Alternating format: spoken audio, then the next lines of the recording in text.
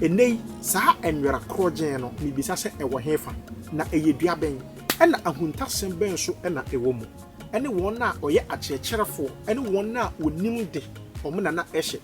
ye wo furugu ene wo batakari adoso anunti ye hu kramo papa kramo no eye karamo echira ochirechire ni ana obi a onim de wona na ehye sa atare ewu se mprempre yi ewia no obo osrane ebo ensroma ebo tumi bi wo twimbi na pubi enye ni nyina na yema wo ema bebre yare ahodo a ekoso wo mu ni pedua mu nyina ene se eye amoase a omo ehye ene edi omunya eti kwan abefa so obetimi age papa no ana obetimi ase bibi no eye ahoso a wo de behye mama nka sembe ncho ansa na obehya tare yam dwen hu ye na kai hu se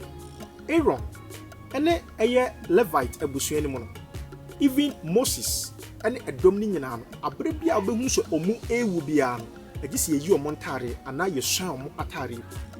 shalom me mo akwa babiem ewo yedwumadie eye abodian hwehwemu ene enoma odomankoma ade adom ye enoma efiri twi ekọ breman ni nyina ena makbo no tofa ya nede me sani mu bi na pede adom.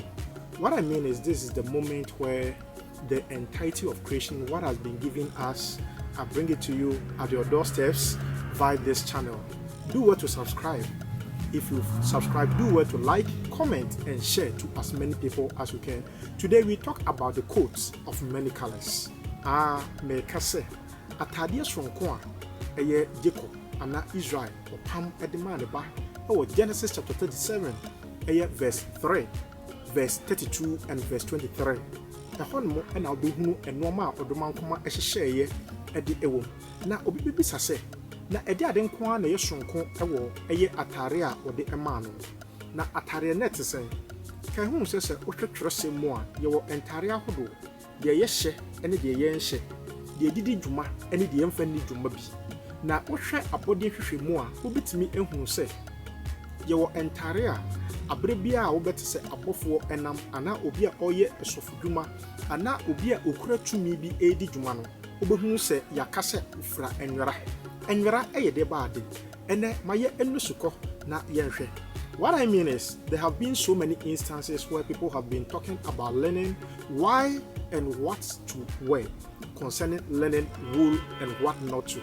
God in the scriptures said we shouldn't combine wool and linen. Why? It is scientifically proven that linen, it is having positive 5,000. So when you are supposed to wear it together, that means your vibration is going to just be 0. So 5,000 minus 5,000, and that will be the vibration of a dead body. So when you mix this stuff, though you might not have thought of it, that when God was telling the people in the scriptures that they shouldn't mix wool and linen, you might have taken it differently. But this is the scientific proof of what is really happening. So any attire you wear has gotten its own vibration. When we talk of vibration, don't get mad. Don't think about the new ages, but think scriptural. You see, every angelic being or light being vibrates at a certain frequency. The frequency at which you vibrate is according to what is within you. It is also according to the colors that you wear. Looking at the entirety of the universe, you get to know that everything that you wear has influence on you. For instance, you yourself, you know that there's a specific color that really motivates you. Anytime you buy any attire, you look out for attire with those colors in it, and that is the colors that sparks you. You have seen that there are so many events, there have been so many occasions where people choose specific colors. Afi ebusuya senya mechiremu ese yewo entare ahodo na entare a yehye yewo baako a yefre no enwera ena yewo ne a yefre no wool na wool no etese de yede emu anwi ede aye na mom eye linen no efiri duam ena eba yewo emu ade ena yewo wool no eye emu ade na emum eba linen na yewo ade a yenya efiri duam eno na tetebere mu no na ofa ede ekeka bomu na waba benya eye ahoma ode epempam na okekesi animu a enei saa enwera krogen no mibisa se ewo hefa na eye duaben na ahuntasem ben so na ewo mu mama nka sem bincho ansa na obesha tare no dwen hu ye ya kai hu se Aaron ene eye Levite abusuani mu no even Moses ene edom ni nyina no abre bia obehu so omu ewu bia no agisi yeyi omo ntare ana yesuan omo atare Yesu Kristo nso kai hu se yesuan ne ntare mansa no wu na kyese nipa bia wo atare ehye wo no watare no tumi edi ekire kosisi ye begwo watare ana ye besuan mu no bibie no honmo a ebetumi ede ayo eti enya wonwa se Joseph eye natare a ye pam ede hye no no ewo Genesis chapter 37 eye the verse 32 no wo behunu se omo ewro atare no ede koma na eja se woni honmo bio nanso o ma antim eno ene ade baako a eye sonko a ewo so wote ase na kyese na onwu enipa biara se obinya watare na odidi nsemone ede tiawa edo ebeko ante ade afeti ade bi asase yi so aye won ewo se uhunu se ye wotumidi ene ahoden ya edi dwuma ewo asase yi so bebi a obefa bia se wodi tumo se wonyi ntumo edi uso na enu nti ne se aha eye ewiase ekire se ye wo awia no ase na kan hu se ye ka se awia no eye ensoma na obi a wonim bia ana wasuade bia no ye ka kire wo se the sun is a star if you say ka se star eye ewimu enoma eno ankasa edere na ede kanea eba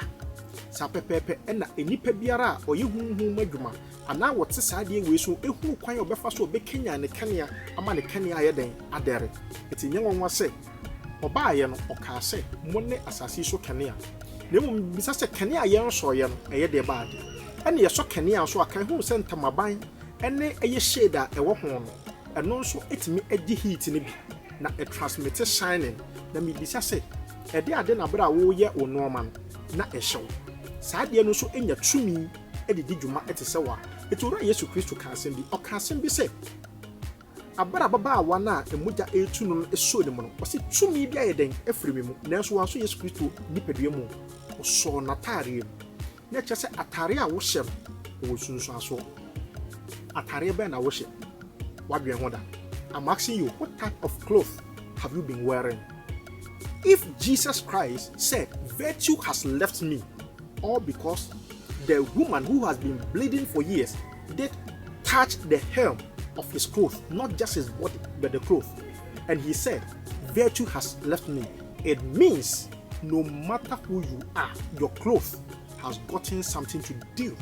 with who you are and how you are controlled. So there are so many instances where people pick people's clothes and use it for whatever means they want to. Because when someone gets your clothes, it carries your aura, it carries your spirit, it carries things around you. If you care to know, it is also in the New Testament, not only with Jesus Christ, but the people took handkerchiefs, that's aprons, and they tied it, and power was being transmitted to heal, to do everything. This thing is not something for the people of the world, but it is something that is rooted in the scriptures. And the scriptures, I always tell people, has gotten codes, and it has been encoded, and it is required of you to decode it to know what is really happening. Afi kai hu se abra omo edi omudwuma ewo twrese mu no ye wo abofo akodo bebre na abofo biara ewo na tare a na ohye abra Yesu Kristo kai hu se abra na okwa akon na enam se wodin kunim nintim na ohye enwera fitaa se wohwemu a na oteponko fitaa so ye wo abofo so a omo hye enwera kokko red linen yewo abofo a womo ekokon na omo nso edi ewu na utimi hu se omo ehye enwera tuntum eteponko tuntum so na omo ne ewu bofo ene di dwuma na kire se yewo obi a otimi ehwim bibi eti tuntum etimi hwim bibi it absorbs eti kan hu se fufuo etimi epam enoma bi na ekire nipa na adwimu eye krogen de a na kyese atare a wo behye no na husuo ewo dwumadi a edi ewo nipa biam etimi bisa se abere bi a wo kwakoye bibi no ede ade na ba wutrim eda na wo ye bibi no ede ade na ba wutrim atare husuo ben na wo hyeye na ede ade na eye mawo ede na ma etwe wadwe isu esi so se the color of your attire can either make something happen or unhappen. Eti ewo so hunu satare ehye wo no eye na husuo no ebetimi amadwumadi a wo die no eye edapon bi no ebebam ana emem eduru kwasi ada kan hunu se nipa bi a wote asase isu bia no ye wo enoma ahusuo ya eboa enye fufuo nko a na kwasi ada eboa de na emom eye akokosrade nso edi dwuma pa akokosrade ya eye sika kokko no ebusua kuo no edi dwuma ewo eye kwasiada na esanso di dwuma eboa abra wasan ede aduru eye yawada eti kan ye pa na ehunu ni ye emame afi nso ye hwe ahosuo no so a abra ubeduru eye edwada no kan hunu se eye fufuo eda na eye eda abosome no na edi eso enkunim ana edi so dwuma ye ba eye ebenada kan hunu se ebenada nso ewo de dwuma di a odi a eye ahaban mo no eye ukuada na emom eye ebenada eye kokko adintra efise abofo a omudi ebenada so no wo mo ahye aben edi omudwuma eti yehunu se eye eja kokko efise ye wo eye asase bi a eno nso ahoden ya ye frɛ no bena enso edi ne dwuma ewo kan hunu se twerɛsɛ mu no abra asuafo no ekokɔ a omokɔ no bebi ho no etimi ka se Paul any asuafo no etimi ka se this one is mercurius eti yakasa obi Jupiterian Zeus any sanu mani nyina wadwan ba so ewo twerɛsɛ mu New Testament amna se me patire mu se ade sonko a ewo enipa abrabɔ ho eti untimi entete emfiri esum bia mu eti se ebi di dwumade a na ewo se ma wadwen esi so bia se ewie ebo ana se osrane ebo ana se ensoroma bi ebo a atare ehyew no ahosuo enetimi atwe ahoɔden bi na epam adeɛ bi nso eti ahosuo ahodoɔ ni nyinaa no se ne ma kyerɛw se wukuada nso ahabanmono no sa pepepe na wo so ohunu se ya wadamedi nka kyerɛw yɛba efiada a enoma a edadin na eboa enipa na me pate se the shades of certain colors ya nyankopɔn efie eda memenda amanfo enim se eda ya ewo se uhunu se asase no eda eti ewo se uhunu brofo twi kasam ye friend akoko bini na ana dotie oba ya kase die mu nso a ye friend brown memenda enom na enana aka no mehye da pebre na mapa be kyerɛkyerɛw enoma bi a wobetumi de ebi akeka bom ene de eni kwan se wo hye na enye eda no nko na wo ye saa de no se wo koyi interview ana wo tu kwan ko awo ewo se wo nso eda wo nso ye de wo date of birth no wo hunu atare ahosu a ewo se wo nso wo hye eda ye de wo no ewo atare ahosu a wo se wo nso hye na wo de ahunu eda no de no se ne eba ya wo betumi ahye ede afrafra mu enya ensasawa na ama eda no akoyi ede amawo efise ahosuo bi wo ho ma enhia ahosuo bi nso wo ho ma ehia pa eti wo se wo hu saade we nyina na watumi ayeden edi nkunem eti abra Israel ana Jacob ehia ne ma no oka kire ne ba Joseph se meba wo ya me dofo pa efise na wodi nkan aka Genesis chapter 37 verse 3 verse 22 3 and 32 when nyina no owie ya no abra ohira Joseph no oka kire ne se osrane ene awia ene ewie mukuo no ahoɔden no fruits ana enipa ne nyina no enya wo kyefa eti odi hira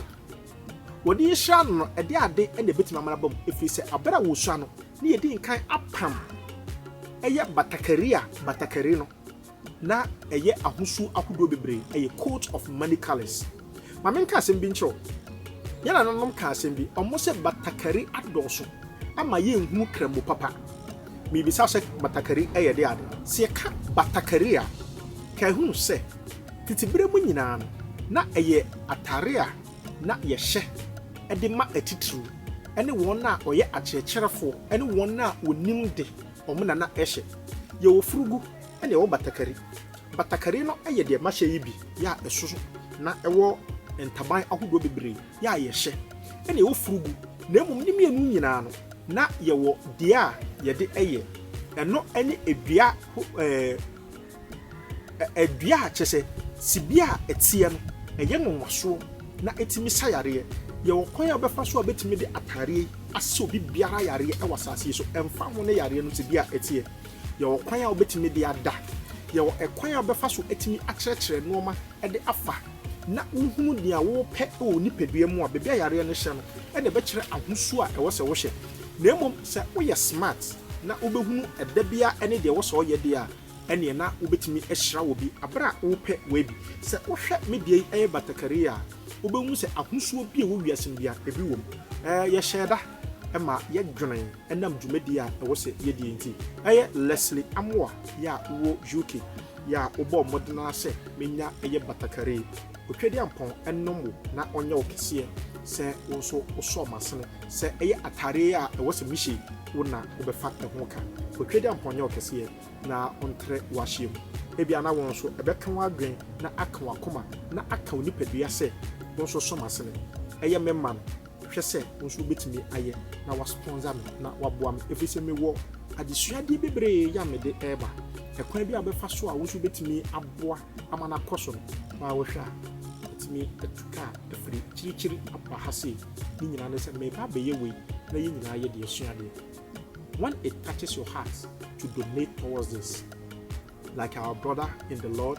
Leslie Amoa in the UK who just sponsored me for this outfit that's the coat of many colors. You see, this one is different from the other ones that we have been wearing because I love what it was made from. There is a thread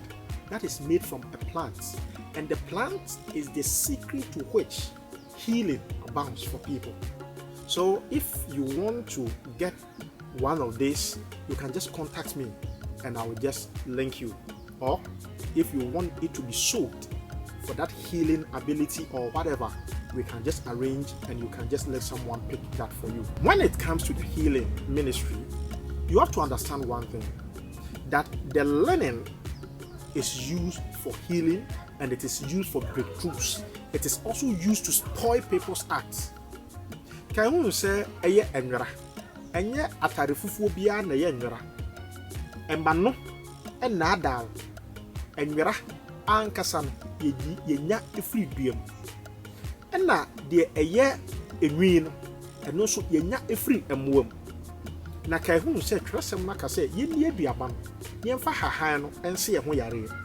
Adeɛ bi ɛwɔ dua mu biara no ɛde ayaresa ɛna ɛba efiri sɛ efiri no dua. Kyerɛ sɛ biribi yɛ den eduam. Eti atare yɛ ɛhyɛ mi no yɛmfa amfa biribi mu sɛ ɛyɛ enwi ɛnyɛ enwi ɛna yɛde yɛ na emom ɛyɛ duam.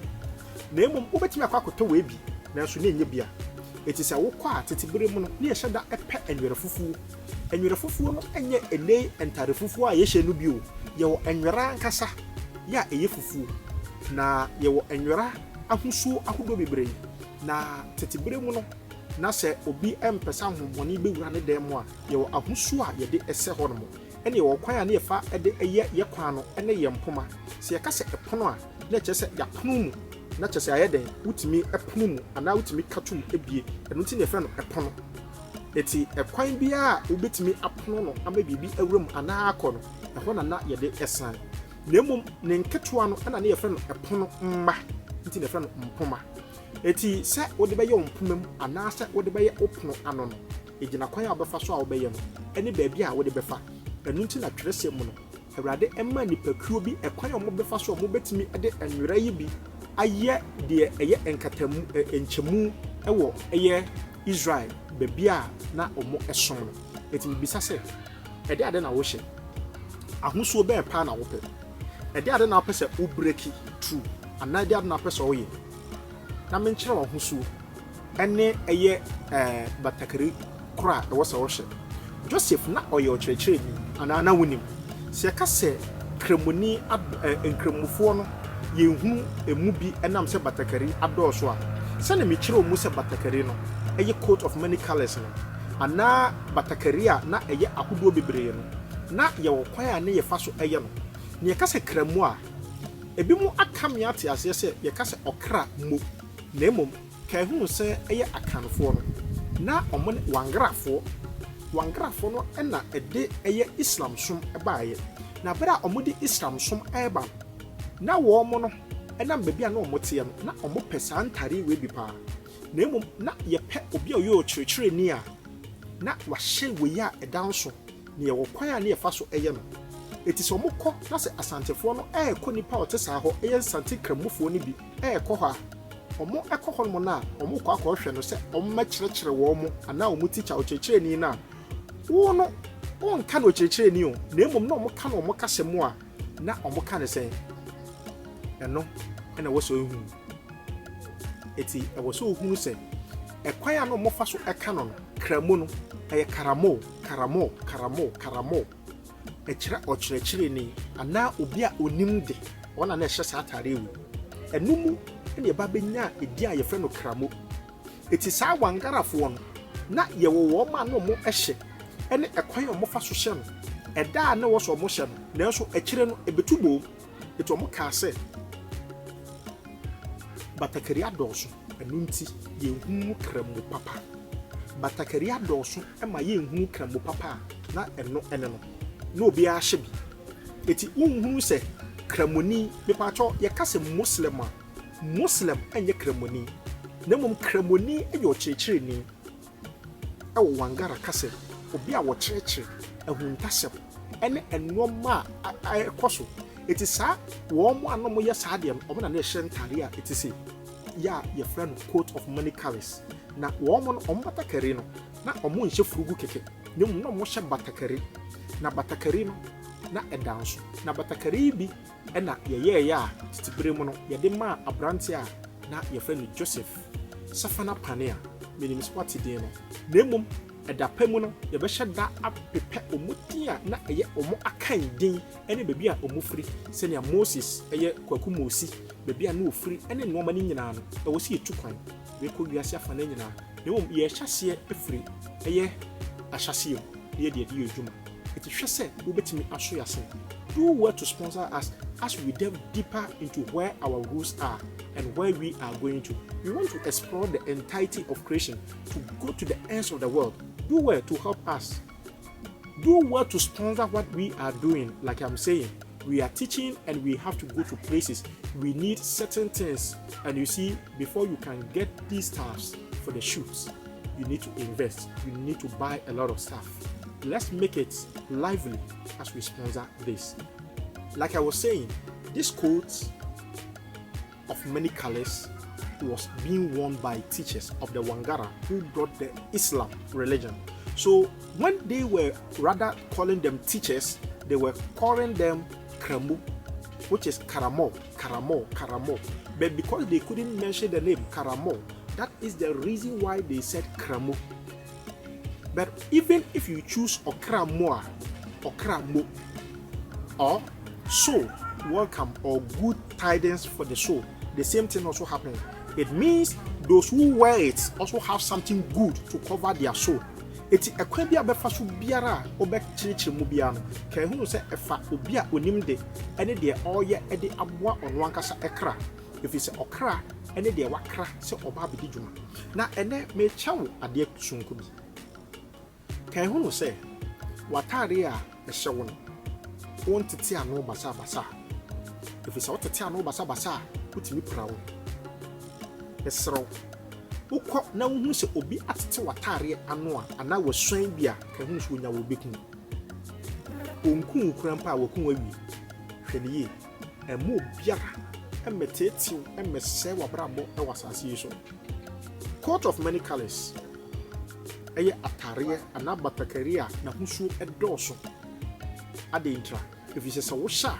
awia bi obebo bia ensuma bi a ebo bia ho oden se wo hia bia ode ma na mum ekwa ba eso ene atare se na tie ede ade na ede sha atare ɛma wankasa so w'ani etumi ɛgye ho nyame boa ɛyɛ yɛ next video no mɛkyerɛkyerɛ ɛnoma bi a ɛhinta ɛne ntare bi a wobɛtumi ahyɛ ɛne kwan a wobɛfa so a wobɛhyɛ saa ɛnoma wei nyinaa na mmom ɛbɛba a na ɛwɔ sɛ mehunu sɛ anyɛ hwee kora mpo no bɛtumi anya ɛyɛ 10,000 views ɛwɔ ha sei na mo hwɛ so a na ma like ama likes no adɔɔso na ɛwɔ sɛ ɛyɛ subscribers no so ɛkɔ soro no na ɛtu yɛ gyidie mu na ɛma yɛhunu sɛ obi biara a ɔba no ɔno nso ɛpɛ sɛ wohwɛ na sɛ one like a wonhyɛ yɛ nkran abere a wo like no na ɛhyɛ me nkran the more you like it the more it motivates me to know that someone out there is watching it. Mr. Hwɛ na share a link way. Na mo obi nso emesua bi. Obi nso mesua bi. Mr. Ɛyɛ ahusu ya ɛhyɛ me mfa ni agoro. Na emom ebi ana wo no, wo kra na wote wo mu no. Ɔpa ahusu ba akɔpɛ. Ɔpɛ mienu, ɔpɛ miensa, ɔmpɛ bi. Ɛkwan bɛɛ so na abayi. If you say you a debut at the date of birth, a who should be a honma on pen de brebe, what I esha grandpa, who kumokra, who kumusunsun. A debut or honma, who call for interview, who could be a who so ben was a worship. A who so ben was a worship. Nina, who frame me, or kukumoa, ye better, near ship or cra, a who so will pay, any day one pay, and a coin of the faswa, who bet me a cambo, not what me a dinner. Ya friend Nyansaboakwa senior wonim na se account se wonim betwetwe nkoma a ema no eye 0241 210905 wa owa amanone no eye +233 241 210905. If you are outside the country, the number is +233 241 210905. Na me kai obi se mprempre yim ewia no obo osrane ebo ensoma ebo tumi bi wom twimbi na pubi enye ni nyina na ye ma wo twimbi ye wo ahosuo a emasika ye wo ahosuo a sa wo de kan ho betumi ahyew sika eni obi achi se ohya ahosuo bi ntu nso behye bi eni obi achi se ohya tare bi ntu nso behye bi atare na ehye wo ade na wo hye ema bebre yare ahodo a koso wo mu nipadua mu nyinaa ene se eye amoase a omo ehye ene edi omu nya titibere mu no na ye de bode ahaban ena na etumi eye bi na se bi otafacha no krampo na ye san de etwi yeto na no mutumi huhuru mu etumi krampo e de no makeka ho ma na hosuo krampo etumi sesa e de ye no ma bi na yetumi e de bi eye entare enye bode enko a ye wonua ahodo bi so a na ye de eye bi yo asawade wo ho no ene yesawo enua huduo bi na emo mi bisa se ataresuo ben na wo behye enkataso ben na wo de kata wo so mo ye sanoma we nyina na eye sonko dia na ewo so ohunu se bibia ene na kade echiwade ene na pede eka bomo na beye na kade emo bi na ada e wasase so se asase ya ye wo so yi wo ewiase obetimi aye wade bia wo pe bia kwan bia wo pe bia so na beye de wo pe bia de ama wo se wa anye no kwan a wo so wo fa so ye no a untimi nya hwe hwade bi se wie ebo a fensuo egu ani so na hye da egine wani ketua bi adwom kakra na fa hwe wia obohu se wode ehwe wia obohu se ahosuo ahodo bebre ebem obohu kokowum obohu we no ohu we awia na wo ho no e de ahode ahodo bebre ewure ni pedua nim eti kwan abefa so obetimi age papa no ana obetimi ase bibi no e ahosuo a wo de behye e ahosuo a wo de behye e behye eno na echire tumi a obenya no edanim saa nso e na utumi ede raba etimi edi dwuma epe edabi eye raba no ahosuo ana ne kala etimi ede gya hoden edi firi awianim enom ana se wo de ye adefofo ni nyina egina ekwan a obefa so a obeye eno eka ho ene entare a ye pese nam kwan bi so na yetumi ede ba bonten eye colors no ye be mingle according to your date of birth, your name, and how you vibrate with it. Na megye say abra aboafo ebedoso na wona opese omiye kabom na yedi adwuma no yedi bi ebeye sini na yedi bi nso ebeye noma hodo bibire meka atwe wadwen esiso se enhya tare kwa ena enyi obi nso atare enhye abra onye hu adwuma ya fra Nyansaboakwa senior wonim na se etawo se wonim betwetwe nkoma ema no eye 0241 210905 wa owa amanone no eye +233 241 210905